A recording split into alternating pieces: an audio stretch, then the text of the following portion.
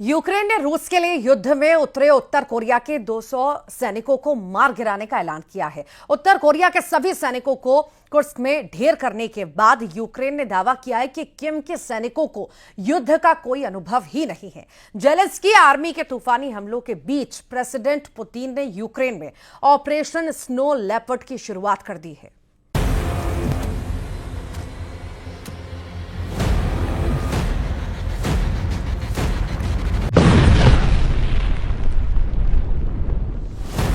रूस के राष्ट्रपति व्लादिमीर पुतिन के सबसे भरोसेमंद जनरलों में से एक लेफ्टिनेंट जनरल इगोर किरिलोव की हत्या ने रूस को हिलाकर रख दिया है। जनरल किरिलोव की मौत से पुतिन भड़के हुए हैं। एक बम धमाके में किरिलोव की मौत के बाद रूस ने यूक्रेन से इसका जबरदस्त बदला लिया।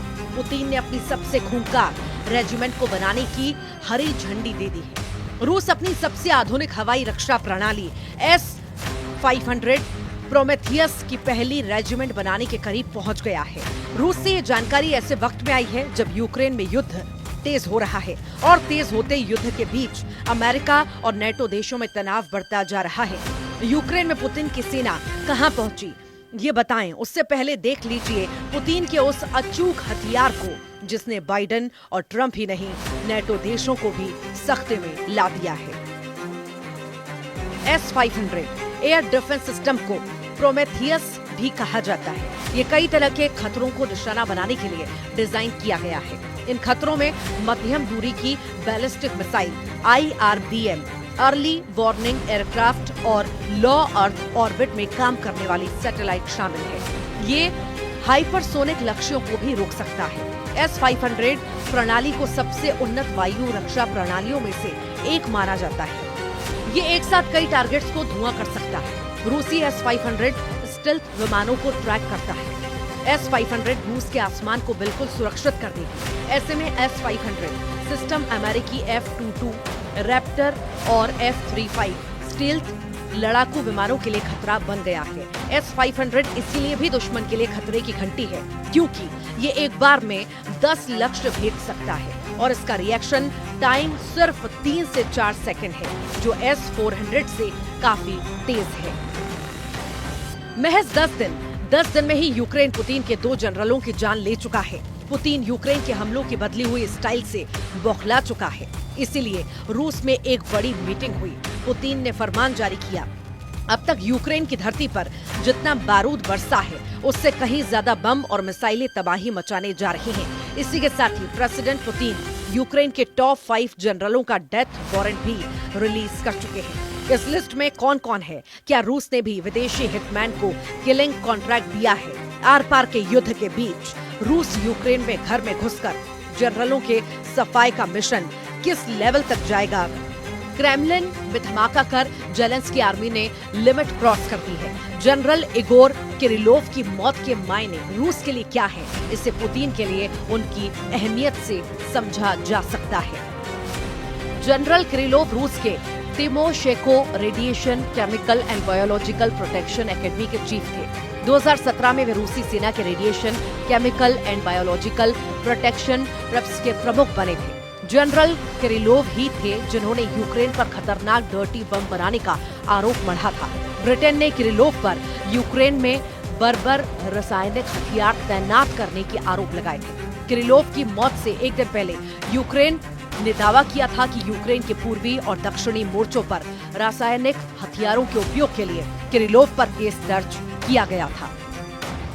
पुतिन के जिस जनरल का नाटो फोर्स में खौफ था, जिस जनरल को पुतिन ने एटमी हथियारों का चीफ बनाया था, उसे उज़्बेक हिटमैन के हाथों मरवा कर जेलेंस्की ने जो जोखिम मोल लिया, हर कोई समझता है कि क्या हुआ और ऐसा करने वाले के खिलाफ क्या करने की जरूरत है।